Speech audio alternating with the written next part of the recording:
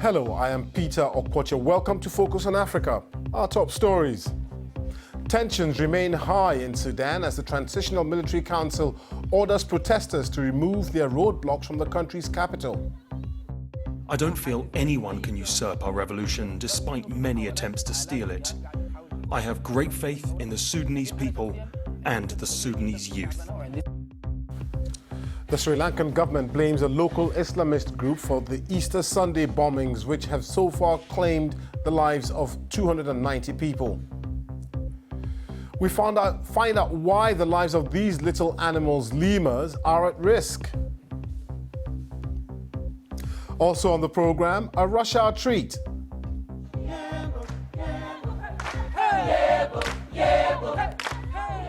We meet the young Kenyan youth choir promoting art and music on the streets of Nairobi. I'm the founder and director of the Red Fourth Chorus. We do this mainly on Saturdays. We choose a random street. We decide to do different repertoires of songs just to have fun. And in sports, the 4 African spots for the Under-17 World Cup have now been booked, with the last slot sealed over the weekend.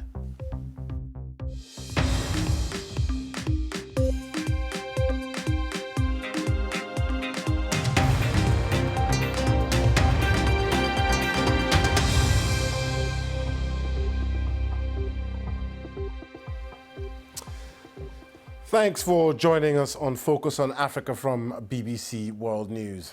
Sudanese opposition groups have announced that they will no longer work with the Transitional Military Council, as 12 days after long-term President Omar al-Bashir was ousted in a coup.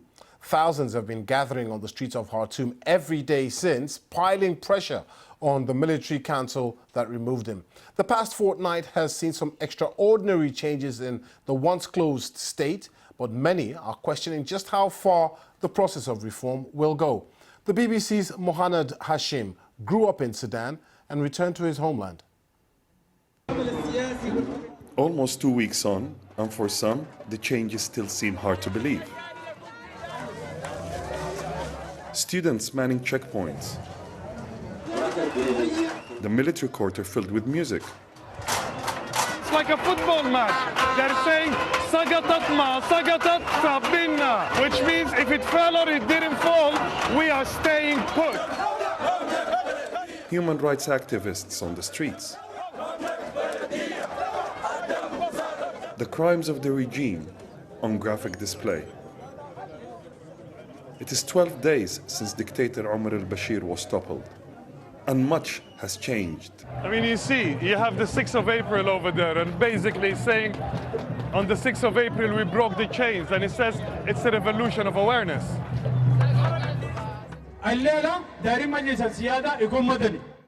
Maybe most significantly, debate is flourishing.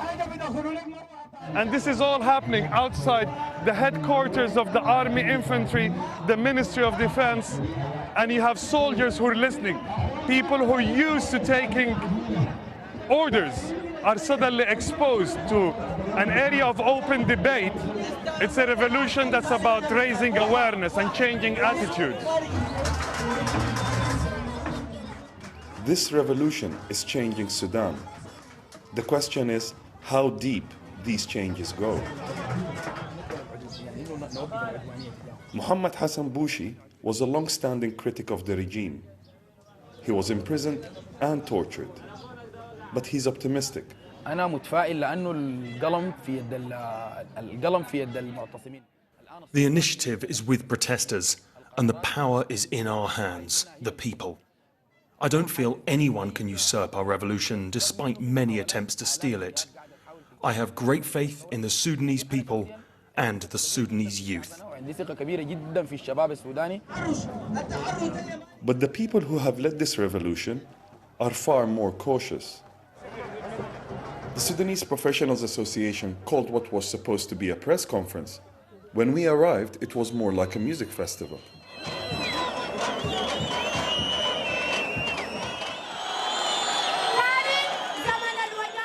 The speeches were full of defiance, the crowds full of passion and expectation.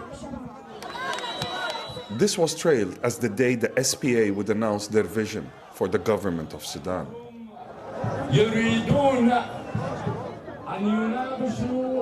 He's telling them how the negotiations are going, and it's not good. They declared talks with the military had broken down.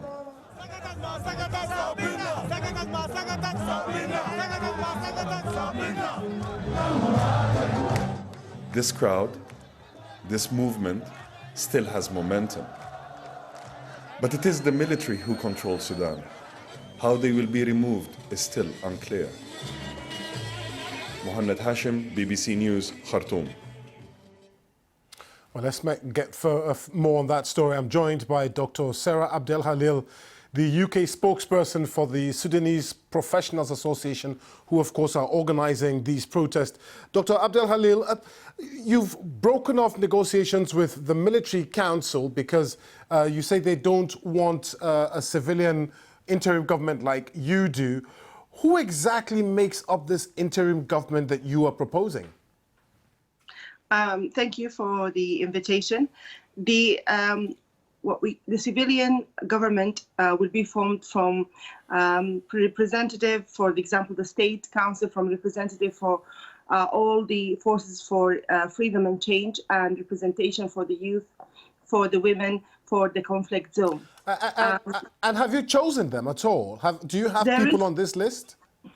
There is a negotiation. There are people who have been invited to participate, but this is not the issue, sir. The issue is the interim military council cannot dictate for the people of Sudan. As Mohammed said, this uprising have been led by the people of Sudan, and their request is a civilian government. The interim military council is trying to dictate whom should we accept in our government. For example, names of people who have been part of the previous regime. And that cannot be accepted, and we cannot accept recycling of the same names and same NCP members to be part of the transitional period. Now, how possible is it to have an interim government that excludes the military? We never said we're going to exclude the military. There is a state council with representation from the army and the police. And that's have been always said, and that has been always clear. And therefore, they have their role as a supporter, but they cannot rule the transitional period, and they cannot be the only leaders. And they cannot, as I said, dictate the future of Sudan, especially that the members of this interim military councils are part of the previous regime.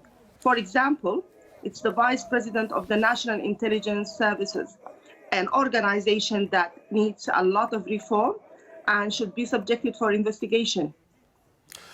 Now, do you fear that you could lose out on setting up your interim government as you want to, because the mainstream opposition, so to speak, are willing to work with the military where you are not?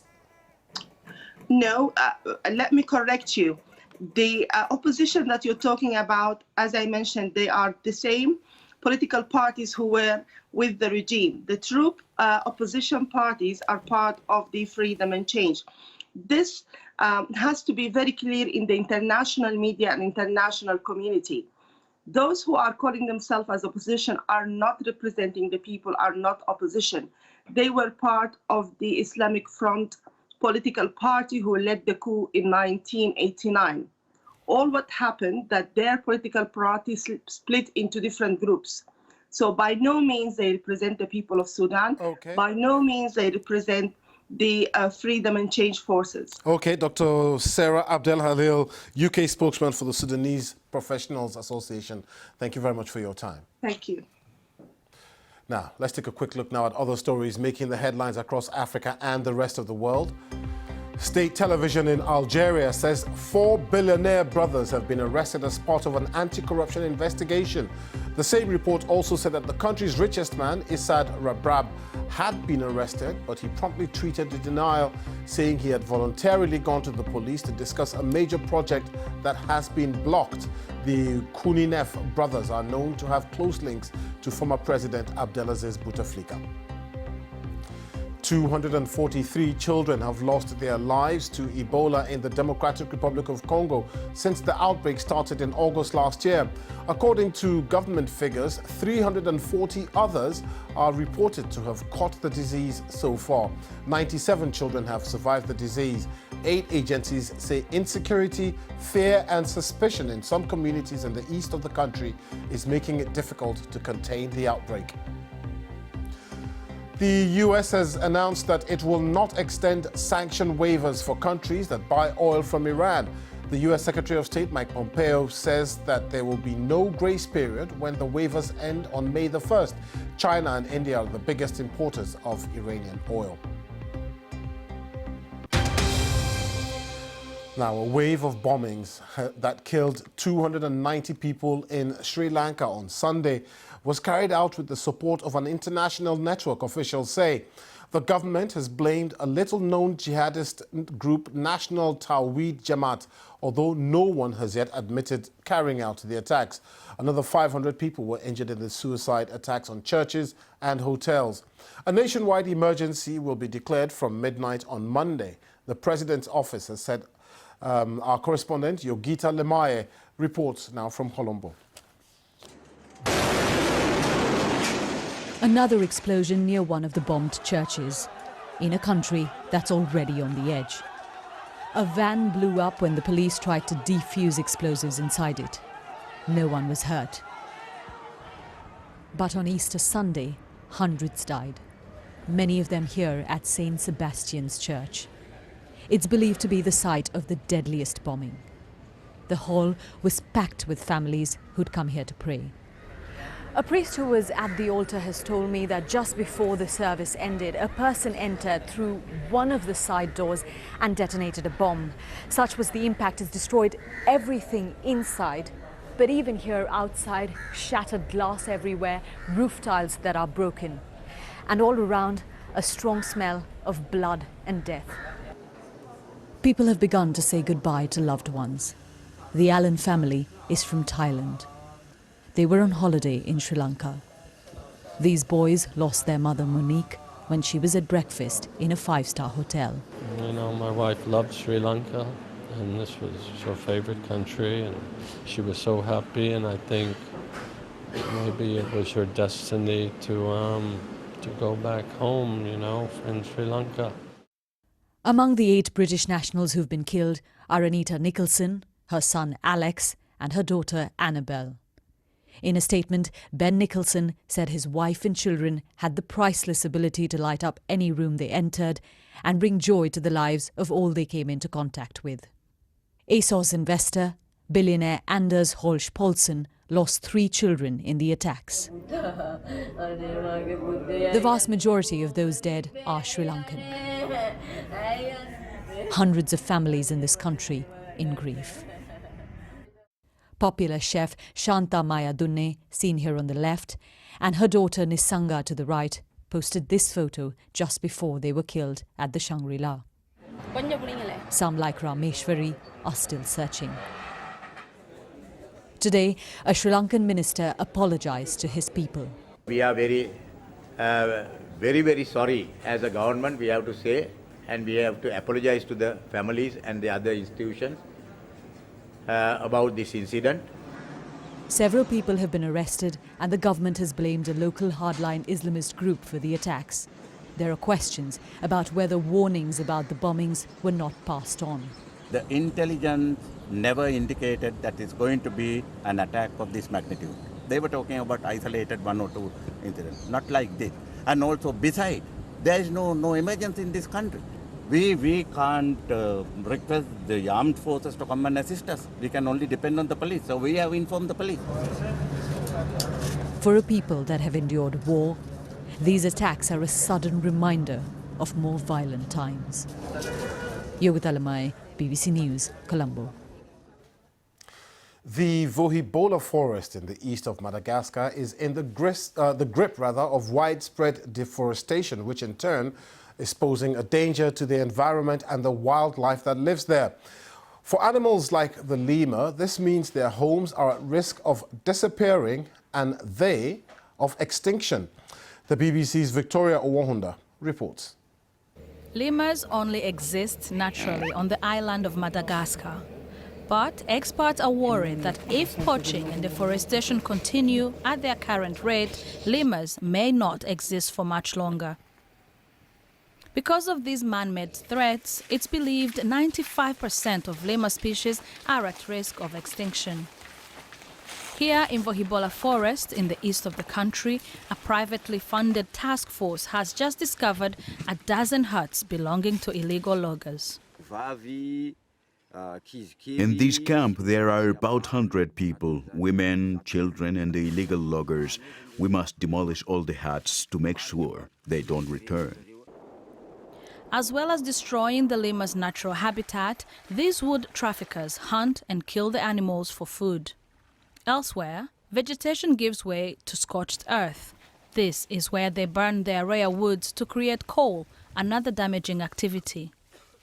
Locals, including business people, are taking matters into their own hands. They come with the knife, they remove the bark like that, all the way along. They actually clean the wood. Take a look at this one. It's ebony. The guys from the town of Tamatave who buy the wood from these poachers, they are buying it at 20 cents US dollars a piece. Ebony or non-ebony, it gets sold. 20 cents US dollars, just like that. Ebony is rare, and in 2008 it was made illegal to chop and process the wood. Before then, it was a lucrative and legal source for income for many locals. Back then, we didn't know that it was bad to cut the wood, and we were earning 18,000 area real, $5 a day. That's a lot of money. We could buy about 40 kilos of rice with that much. In a country where the minimum wage is about $50 a month, the quick cash from the world of illegal logging is tempting for many. But it comes at a massive cost to the natural environment. In the last 60 years, almost half of Madagascar's forestation has disappeared, and with that comes the risk to the lemurs' lives. Victoria Uwahunda, BBC News. This is Focus on Africa from BBC World News with me, Peter Okwacha. Still to come, Mimi with the sports. It's a double win for Kenya at the Rabat International Marathon in Morocco.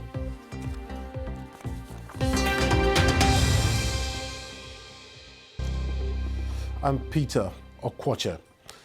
This is Focus on Africa now. Zimbabwean Manas Mukuri was struggling to earn a living but refused to go on the streets to beg. So he decided to turn rubbish into art, and now he's hoping to turn his hobby into a full-time career. My name is Manas Mukuri. I am from Zimbabwe. I make crafts out of cans and bottle tops you throw away. For me, it has never been a choice, going to the streets and begging, and I've never done that in my life. If I see someone with the same disability as I am and struggling to make a living, I encourage them to let it out, show the world what you can do. I think the world can support you. Most of my orders are coming from international market, because here in Zimbabwe there still needs to be a lot of awareness for people to appreciate art. My most expensive piece was an elephant. It was about 1.5 meters high. I sold it for 800 US. Now that I realized I could make a living out of this, it makes me proud as a father. You're watching BBC Focus on Africa. It's now time for some sports. Mimi? Thank you very much, Peter.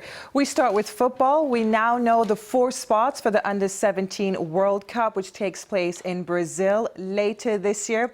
Guinea were the last team to book their place on Sunday by reaching the semi-finals of the Under-17 Africa Cup of Nations, which is currently taking place in Tanzania. They did so by beating Morocco 1-0 in the last Group B match. Cameroon, Nigeria, and Angola make up the other places.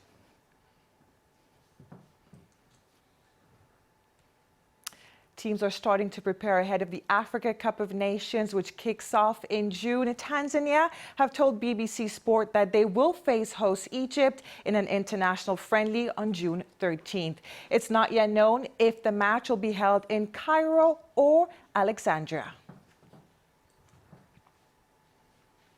And to the English Premier League, Liverpool may have returned to the top of the table, but Cardiff City's manager Neil Warnock didn't hold back on what he thought about Mohamed Salah. He likened the way the Egypt star earned Liverpool a penalty in their match on Sunday to Olympic diver Tom Daley. Liverpool had already been leading away in Wales when Sean Morrison was penalised for grabbing Salah's shirt, and James Milner then converted the spot kick, making it 2-0. I thought it was a soft one, really. We gave him an opportunity, didn't we? He's got his arms around him and everything. I think the end of it was a 9.9 Tom Daley job. I don't think he could have got much higher off the diving board at the end of it. But I'm sure you'll be saying Warnock's and moaning so-and-so again. Moaning so-and-so. Now that Liverpool win sees them 2 points clear of second place Manchester City. A victory for City in the Manchester derby at Old Trafford on Wednesday would see Pep Guardiola's side back on top, 1 point ahead of Liverpool, with both sides having 3 games remaining. Jurgen Klopp also has his sights on their upcoming fixture. We will be completely focused on Huddersfield, but until then we have to train, recover, rest, and make ourselves ready. And I know on Wednesday is a game. I know that we had to play that game as well, and Man United was in that moment obviously in a much better moment when we played them. So and it was a 0-0. We'll see what comes out on Wednesday. We have no influence on that, but we still have to play games after that. To athletics, the Rabat International Marathon took place on Sunday. This year saw the participation of more than 20,000 athletes representing 45 countries. It was a double win for Kenya. In the men's race, Sammy Keegan broke the competition record, finishing the course in 2 hours, 8 minutes and 12 seconds. In the women's category, his countrywoman Sylvia Kibet record of the competition in a time of 2 hours, 25 minutes and 52 seconds. And that's all the sport, Peter. I'm sure you can't even do that yourself. Many thanks, Mimi. Now let's head over to Kenya, where commuters in Nairobi have been getting a special treat during the dreaded rush hour. A youth choir known as the Red Fourth Chorus have been performing on some of the city's busiest areas to promote art and music in the capital. We met the choir's leader, Philip Tuju, and his choir out singing on the streets.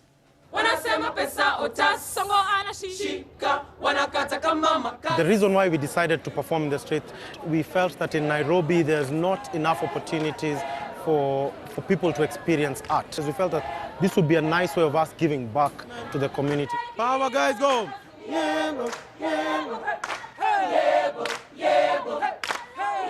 My name is Philip Tuju. I'm the founder and director of the Red Fourth Chorus. We do this mainly on Saturdays. We choose a random street. We decide to do different repertoires of songs just to have fun, to also just be able to, just give life to normal Kenyans who don't have access to this kind of music.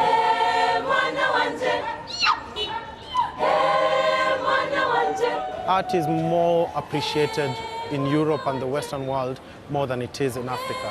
If you see anyone performing on the streets in Europe or the Western world, people are more receptive to that kind of performance. For an African act, the first thing that comes to the mind is that this is someone who's looking for money. That's why people are a bit cautious when they come to watch us. The challenge is that we need a license to be able to do this freely. There's no particular office that deals with this kind of licensing to give you permission to just perform for free on the streets of Nairobi. It's something that you're entertaining regular Kenyans. I think it's something that should be encouraged to just build art. Maybe there are people who want to raise money, but again, we're also just people who want to develop their own art and be able to impact the surrounding and the Nairobians. Quite a few buskers on the streets of London as well. That's it on Focus on Africa. Thanks for watching. Good evening.